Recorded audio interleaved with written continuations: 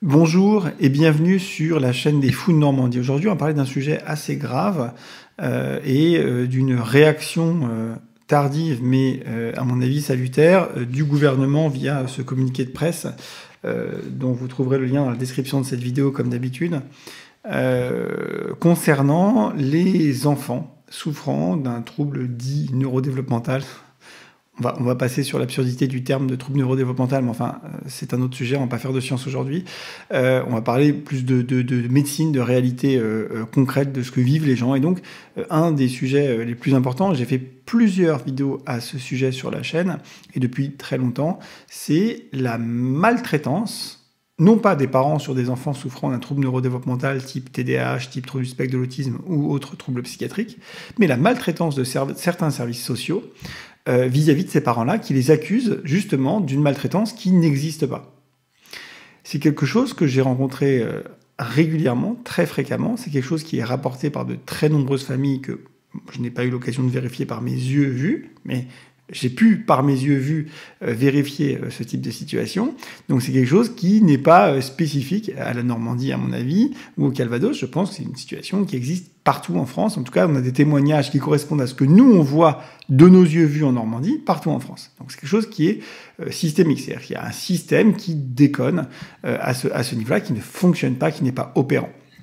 Et qui rajoute du malheur au malheur, parce que c'est déjà difficile d'avoir des enfants avec des troubles neurodéveloppementaux, TDAH, TSA, et puis tous les autres troubles qu'on n'appelle pas troubles neurodéveloppementaux, mais qui sont des troubles chroniques, comme les troubles anxieux sévères, les phobies scolaires, etc.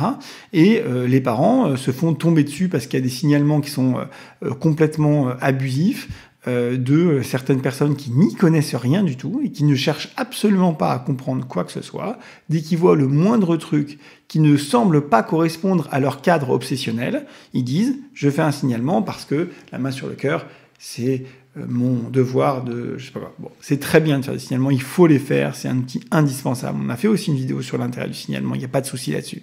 Mais simplement, il y a des gens qui, je pense peut-être pour se sentir importants, ou parce qu'ils ont une conception extrêmement pathologiquement étroite de ce que c'est la bienveillance, l'éducation, etc., eh bien, font des signalements n'importe comment. Bah, à la limite, ces gens-là, ce serait pas grave si derrière, il n'y avait pas des gens qui manquaient de connaissances et de formation, qui traitaient ces informations-là préoccupantes. D'accord ? Or, c'est le cas.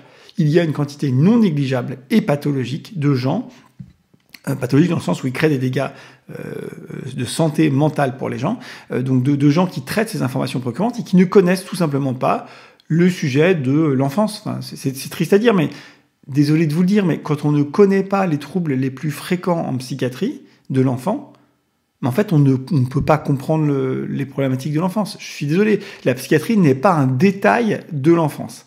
Ce n'est pas un détail. Rien que les troubles anxieux, c'est 12%. Le TDAH, c'est le deuxième trouble le plus fréquent, c'est entre 5 et 8%. Donc, quand on est censé s'occuper d'enfants en difficulté, si on ne connaît pas la psychiatrie, ou qu'on a une vision de la psychiatrie où c'est toujours la faute de la mère, alors moi, je remarque une chose, quand la mère s'énerve, bah, c'est une mère maltraitante, et quand la mère ne s'énerve pas, c'est une mère qui fusionne avec son enfant et c'est pathologique.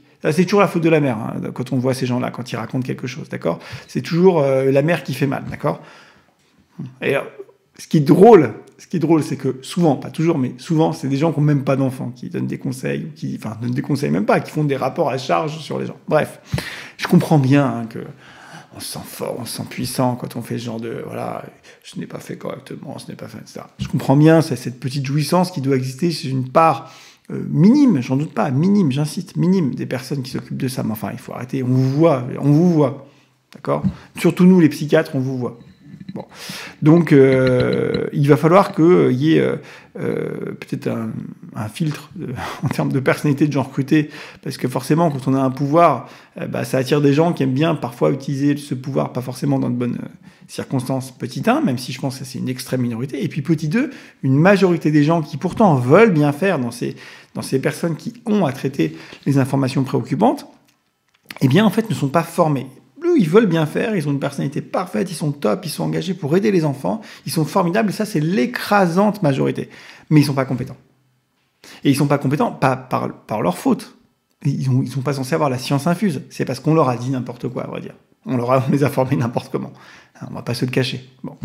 Donc, eh bien, il semblerait que le gouvernement, et c'est très heureux, hein, via Sophie Cluzel et Adrien Taquet, respectivement secrétaire d'État auprès du Premier ministre chargé des personnes handicapées et secrétaire d'État auprès du ministre des Solidarités et de la Santé chargé de l'enfance et des familles.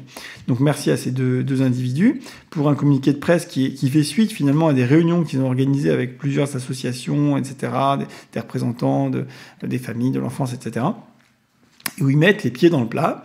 Alors pas autant que ce que je viens de faire évidemment, parce qu'ils ne peuvent pas se permettre de dire des choses aussi crûment, mais c'est quand même assez... c'est solide, c'est solide. Moi, franchement, j'étais content. Donc, eux, ils constatent cette difficulté. Donc, le communiqué s'appelle « Mettre fin à la confusion entre l'autisme, le TDAH ou les troubles 10 et les signes de maltraitance. Des actions interministérielles viennent renforcer les premières initiatives déployées. » Donc ils ont en gros comme projet de former les gens qui s'occupent de ça c'est bien. Voilà, de former, y compris même dans l'École nationale de la magistrature, former des personnes qui vont être confrontées à la gestion de ce type de signalement, d'une part. Et ils vont, alors je ne sais pas comment d'ailleurs, au courant du deuxième trimestre 2021, une liste de médecins experts de l'autisme, du TDAH, des troubles 10 sera diffusée aux cellules de recueil des informations préoccupantes via les agences régionales de santé. Alors je ne sais pas qui va décider de quel médecin est sur cette liste, ce serait très intéressant de savoir, ainsi d'ailleurs qu'aux magistrats. Lorsque ces experts seront saisis de la situation d'un enfant susceptible de présenter un TND, donc trouble neurodéveloppemental, encore une fois un terme vraiment à mettre à la poubelle, mais enfin bon, il faut bien utiliser les termes que les gens utilisent, un trouble neurodéveloppemental, on ne sait pas trop ce que ça veut dire, et je défie d'ailleurs quiconque, sur un plan scientifique, d'en donner une définition qui ne soit pas tellement large qu'elle soit absurde, mais bon, bref. Ils devront se prononcer en urgence sous 5 jours pour établir un diagnostic de façon à éviter toute confusion entre le trouble et l'hypothèse d'une situation de maltraitance, d'accord ? La diffusion de cette liste sera assurée par le ministère de la Justice à destination des magistrats et le ministère des Solidarités et de la Santé en partenariat avec l'Assemblée des départements de France à destination des CRIP, donc cellules de recueil des informations préoccupantes. Tout ça pour dire qu'ils vont faire une liste de docteurs soi-disant compétents dans le domaine. Je serais très intéressé de savoir comment va être faite cette liste. D'ici juin, un kit pédagogique sur l'autisme destiné aux professionnels du travail social viendra compléter le cadre de référence de la Haute Autorité de Santé visant l'évaluation globale de la situation des enfants en danger ou risque de danger qui rappelle l'exigence de tenir compte des suspicions de TND dans l'évaluation des enfants concernés.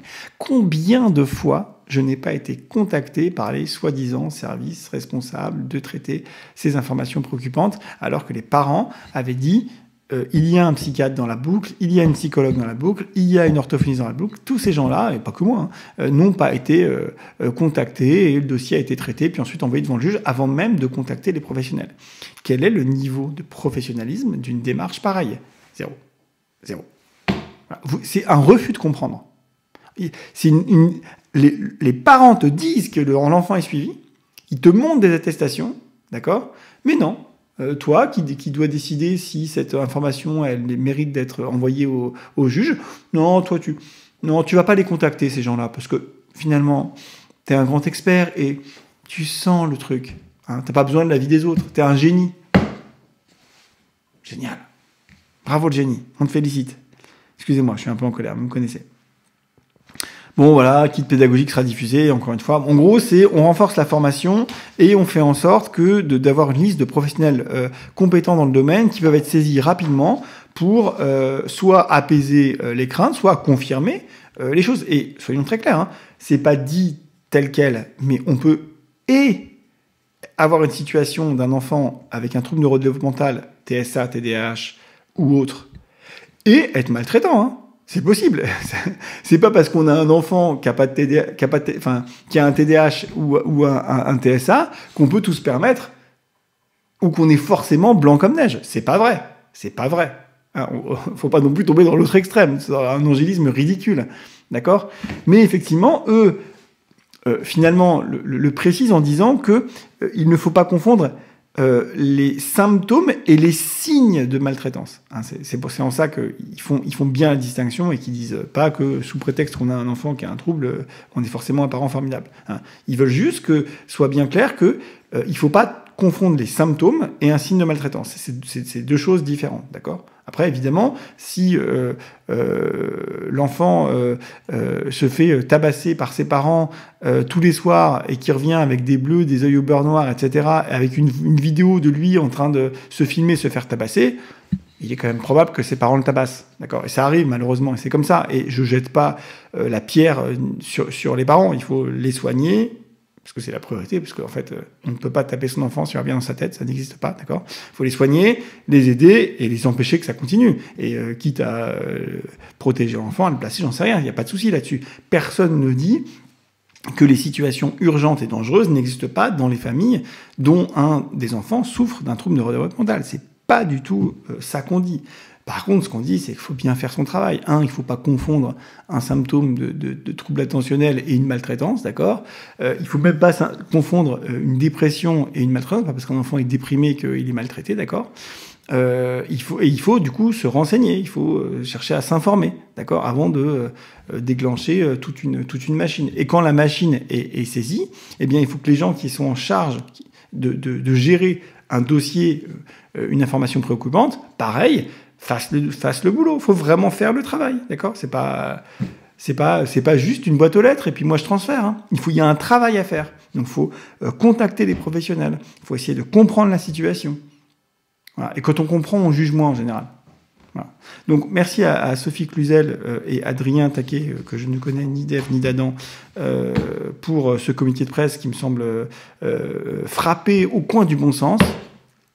Et on espère que les choses vont avancer. Et je serais très intéressé qu'ils m'expliquent comment ils vont choisir les docteurs spécialisés dans le TDAH et dans les troubles autistiques et les troubles neurodéveloppementaux. Ça m'intéresse beaucoup. Bah, écoutez, j'espère que vous aussi, cette vidéo vous aura intéressé, elle vous aura alerté sur la situation douloureuse que vivent un certain nombre de familles en France. Et moi, je vous dis à très bientôt dans une prochaine vidéo. Bye.